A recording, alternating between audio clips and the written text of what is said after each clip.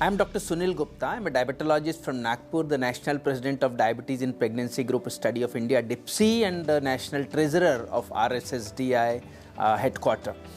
Thank you very much for this honor and opportunity to be here in DIACONE 2022 at Ahmedabad once again. My today's talk was on insulin injection technique and the errors which are involved because of that. Now we know that almost 30% of your patients of type 2 diabetes and all 100% patients of your type 1 diabetes, they are on insulin therapy.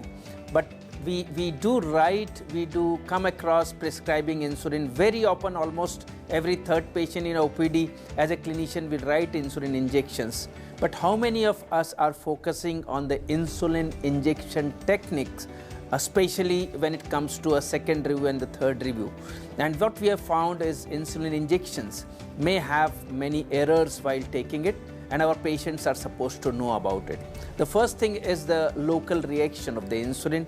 If you reuse the needle, and if you don't take proper precautions of the insulin when you take it, when it comes to the choice of the needle and the reuse of the needle, multiple times you may end up with having bruit there and the lipohypertrophy. The local reaction can be in the form of redness, can be in the form of bruit, can be in the form of pain. Now this pain also could, and sometimes bleeding also. Now this can be avoided by 2-3 important things. One is that needle should be changed at least after 1 or 2 use. Should not reuse the needle multiple times.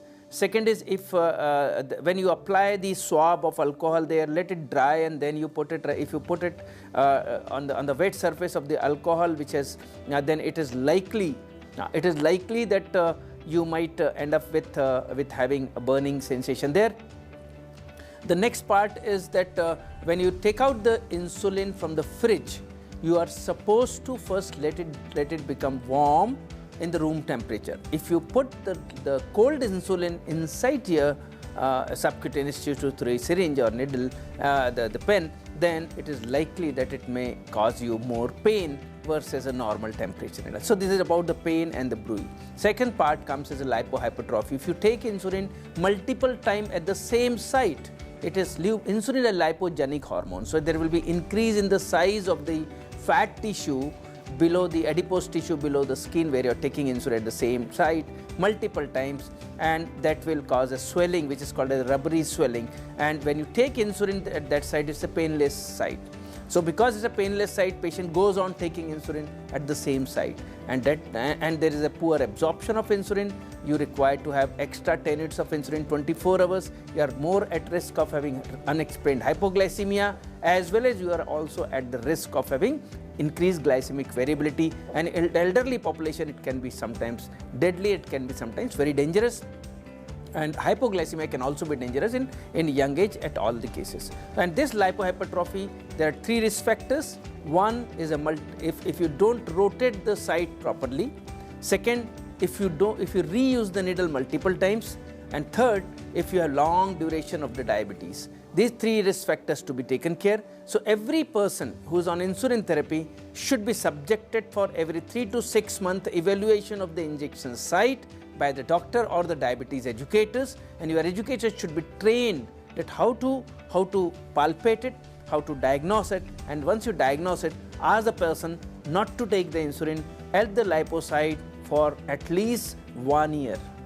Otherwise, you will again end up with increased risk of hypoglycemia, and glycemic variability. So these are very, very important points which everyone need to learn. If it is type 1 diabetes, there is also increased risk of diabetic ketoacidosis. So everything has to be taken care properly before you ask the patient to just go on increasing insulin numerically. With this, I stop here. So start thinking lipo. Think lipo, and you will be able to save many type 1 children, many type 1 adults, many type 2 who are on insulin therapy for multiple times. Thank you very much for your patience listening.